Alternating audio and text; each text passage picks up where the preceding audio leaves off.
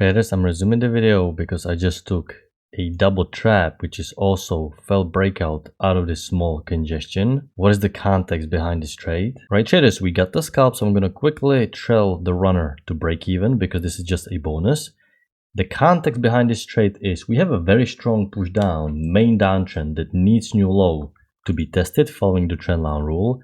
Every single high is lower and lower. Our runner just got hit at break even, no problem. So just we got the scalp. We also had resistance, push down. So even this downtrend needs new low. So we have two trends down that needed new low, which is perfect scenario. The small one here and the big one here. So we have bearish trend down, needs new low, bearish bias, and this is a pullback to the key entry point.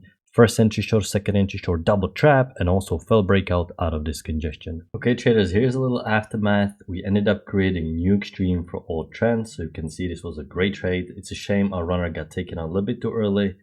Could have been decent push work and lower.